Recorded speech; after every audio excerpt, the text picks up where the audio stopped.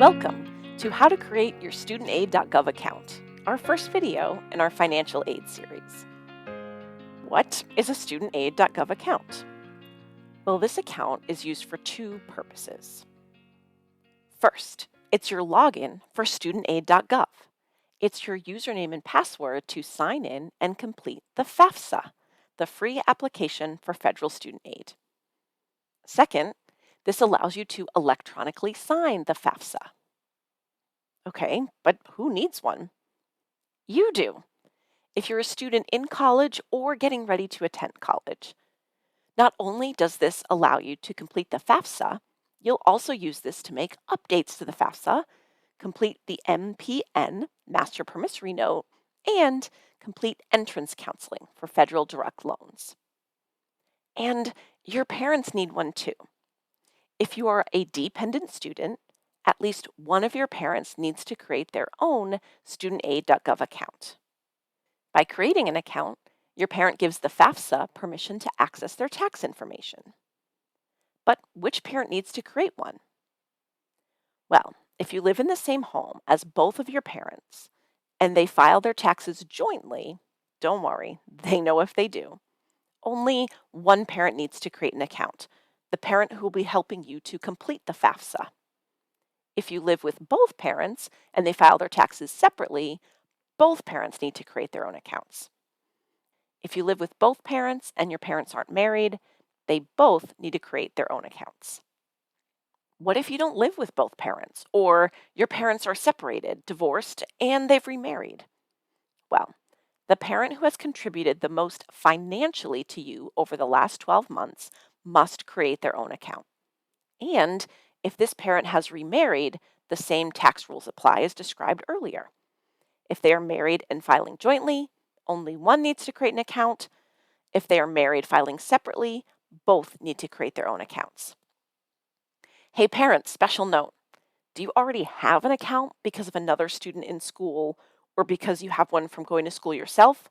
You don't have to create a new one. You can just use your existing account. Last question. When's the best time to create my studentaid.gov account? Right now. Your account needs to be verified, and it needs to be verified before submitting the FAFSA. It typically takes between 1 and 3 days to receive verification before you can log in and complete the FAFSA. The sooner you complete this, the better. Also, during the busy financial aid season, the site can slow down with too many people trying to create their accounts at the same time. So the sooner you do this, the easier and less stressful it is for you. Okay, I'm ready. How do I create one? First, let's make sure we have our social security card, our own cell phone number, and our personal email address. And make sure this is a personal email address, not a school email address. Now that we have what we need, let's visit studentaid.gov. In the top right-hand corner, click Create Account. Once this page loads, click the Get Started button. The first page is your personal information. Enter your first name, middle initial, and last name. And make sure this matches what is listed on your Social Security card. This is incredibly important. Even if your name is misspelled, it has the wrong name, it's hyphenated incorrectly, if you don't enter what is on your Social Security card, then the Social Security Administration won't be able to make an identity match, and you won't be able to complete the FAFSA. Even if you file your taxes under a different name, this screen must have the name that's listed on your Social Security card. You also need to enter your date of birth and Social Security number. Then, click the Continue button. Did you get an error message? That's okay. This can happen, especially during busy times. Simply try again in either the same browser window or a new one. Still not working? Give it some time and try again tomorrow. The second page is where you create your account information. So create a username for your account. Then enter your email address and confirm it, and create a password and confirm it.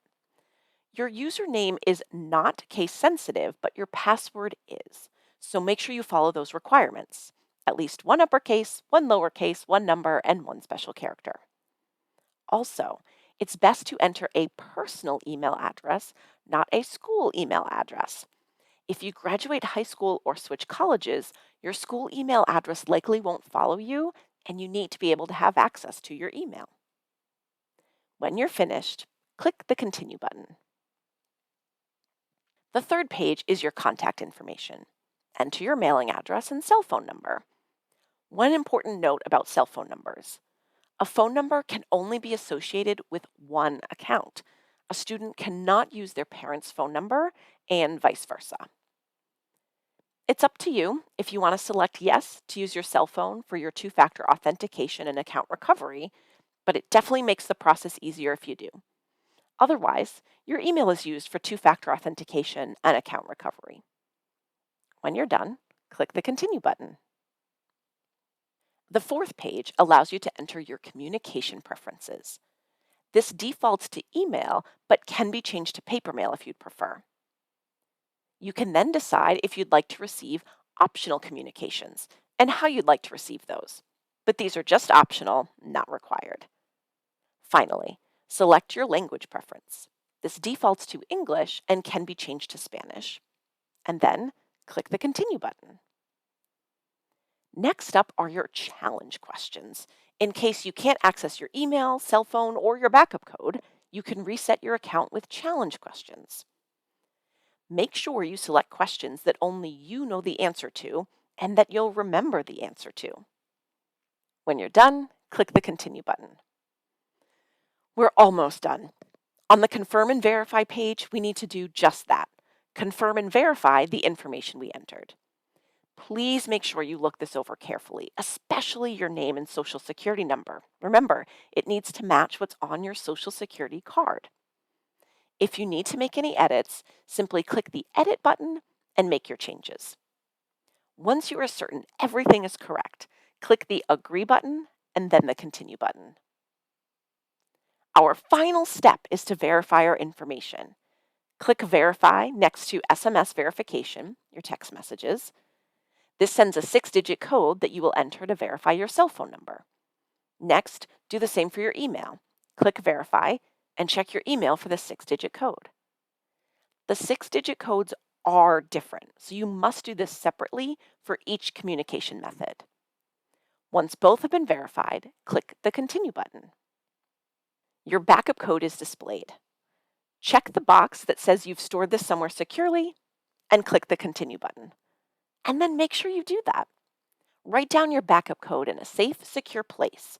If you can't use your phone or email for your two-factor authentication, this can help. And make sure you write down the username you created in a safe, secure place as well.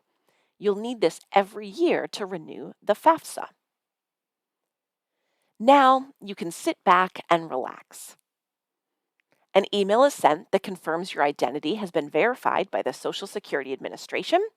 And once that happens, you'll be ready to start the FAFSA application.